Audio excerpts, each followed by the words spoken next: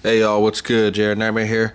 I've got finally a review for you guys. I know it's been a minute, but really happy with this figure here. Now this is from the DC Direct Blackest Night Green Lantern series. This is Atrocitus. 100% absolutely badass character, even badass figure. I've been waiting, like I said, I've been waiting for this guy for quite some time and finally got my hands on him, and like I said, I am completely pleased with him. Now, give you guys just a little quick backstory. I'm not going to go too much into detail. He's like the surviving last person of his race, I should say. His whole sector was wiped out. He was left on a planet basically to spend the rest of his sentence in, and got free, discovered the rage emotion, I should say, or color spectrum, and these guys are just 100% badass. I mean, I love the whole Red Lantern thing. It's not just that, you know, they're a new enemy around or a new color and they just have to be a Green Lantern enemy. No, these guys, Atrocitus is more of a Sinestro enemy, because when he was part of this, when Sinestro was part of the Green Lantern Corps, he was basically the guy that, you know, took him to the planet so he can spend the rest of his sentence. And now there's this whole spiel about, you know, he's basically out for revenge against him. So it's kind of cool that, you know, two evils, or I'd say bad guys, going at each other.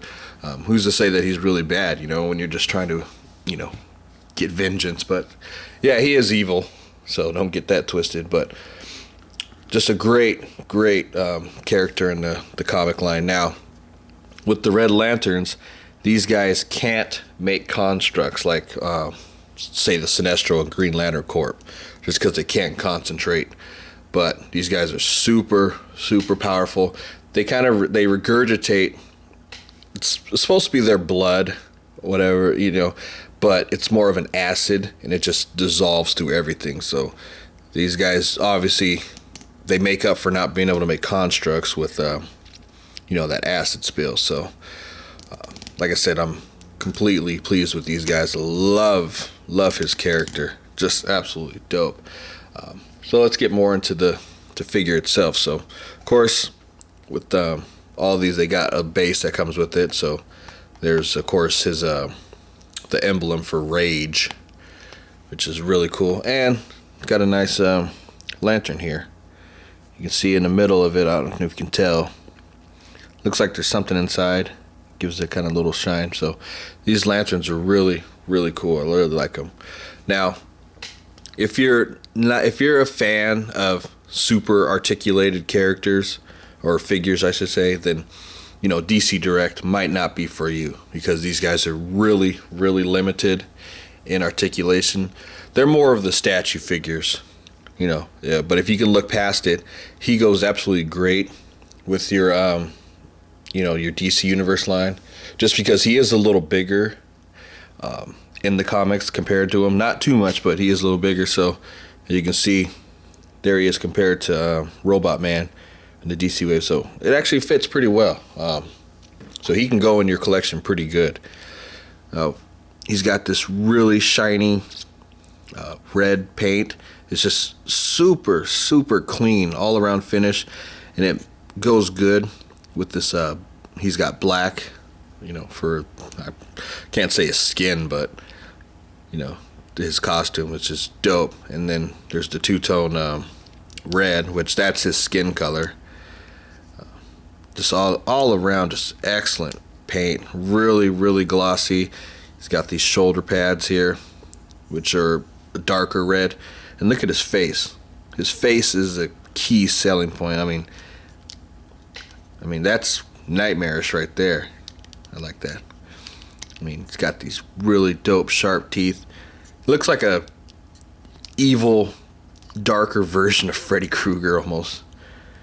You know, remember the Freddy vs. Jason when he goes into Demon Freddy? Yeah, this is dope. It's got yellow eyes. And you can see they did a great job with the sculpt. Now, I don't know who sculpts these guys. If you guys can give me a hand and let me know, I'd appreciate that. But like I said, these guys are really limited in articulation. Of course, you got the bend at the knee, Got a little swivel here at the hips. No waist articulation. It's got articulation in the elbow. Now, one of the, I would say the bad thing I don't like about this figure, maybe two things, is his wrist. They kind of curve in, as you can see. I would kind of like it to be able to go in and out, but hey, I looked that over. And another thing is, you can't really tell a difference in his ring. See, there it is right there. I'd like it to be, maybe if it would look more like this red, it might show out a little better, but it's kind of disappointing not to be able to see the ring, but you know, it's quickly overlooked. But of course, he's got rotation in his shoulder, but it can only go so far because of this little plate he's got here. Head goes side to side, no up and down, but it's limited to how much he can go side to side. So like I said, if you're okay with statue figures, and he is perfect, not too much articulation.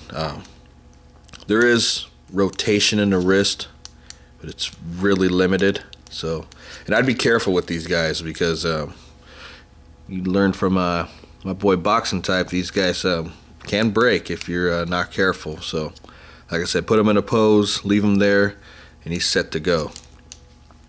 So yeah, you can hold his, well, not too well, but you know, that's okay. But like I said, besides the hands and the ring, he's absolutely just perfect. And it was funny because when my comic shop guy, he sent me, you know, he had all the characters in a box. He stands out of all of them just because his color, just his all around look, and he's just really, really menacing figure. Really like this guy, so I really recommend you guys picking him up. Atrocitus. Keep reading The Blackest Night, and I think you guys will enjoy him really well. All right, you guys, peace. Oh shit, that guy's ugly. Look at him. Love that guy.